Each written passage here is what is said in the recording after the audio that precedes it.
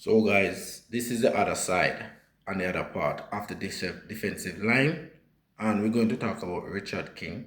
And a lot of people will get in their feelings when they see this video, but it's just a fact.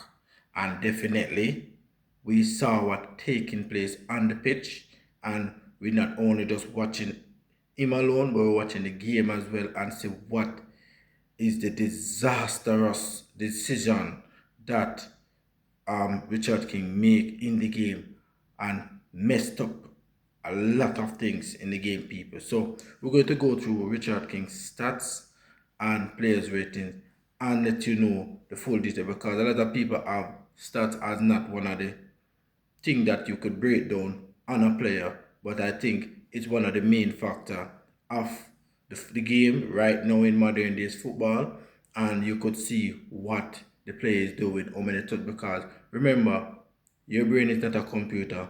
You cannot really calculate how much touch him did. So the computer do that, and sometimes they're accurate, and sometimes, because it's not all the time I really follow up the stats, because you could have the greatest stats in the game, but yet still lose the game. You know, so it's just vice versa. That is how it is. That is how the footballing thing set up, people. So we're going to go through Richard King's stats, people, and let you hear his stats, and I will give my take at the end, people. So listen what I have to say, people. All right, so Richard King played 120 minutes, right? No goal, no assist. Accurate passes 60 out of 84. That's not all. But listen.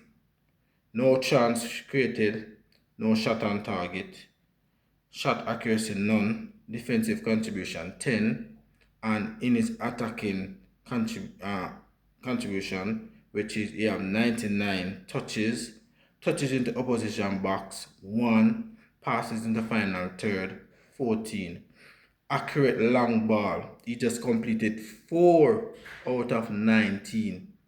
That is so atrocious and disastrous, people. What the hell King was doing on the pitch?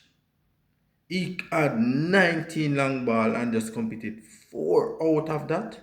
Come on, man. This is definitely is a disastrous. And what he do and the coach ain't seen that, you know. So I telling the people. So we continue on the defensive part now. He had no tackle. Just to show you, he had no tackle in the defensive end. He only have 2 block shot, 6 clearance, 4 headed clearance, interception, 2 recoveries, 3. He only have 1 recoveries rate over than Ethan Pinner. And I could see the frustration on Ethan Pinner to see how he cannot even believe he's doing so much work. One at a time I see Ethan Pinner run from where he's on the left hand side to go and tackle on the right hand side where King was out of position completely. And I don't see where this man really fit inside this team. Every minute everybody hype up this little youth. King, this is my message to you, bro. You need to sit down and watch football and analyze and learn, because you're not ready yet. They might push you, but you're not ready yet, brother.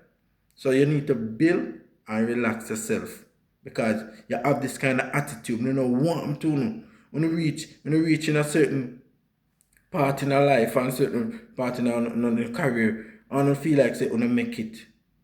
You're not there as it, brother. You have a lot more to learn. You understand? So you, a all person, need to sit down and watch football and learn. I go back to football in school and learn a lot, because you're not doing your job on the pitch. You're just all over the pitch, and maybe this is why you cannot start in St. Mary's team, because you're just all over the place. You're not staying in a position as where the coach supposed to think you. Understand? You're not taking instruction. So you need to sit down on the pitch, sit down off the pitch, and sit on the bench and watch football, bro. This international thing, you're not ready for it. You see me?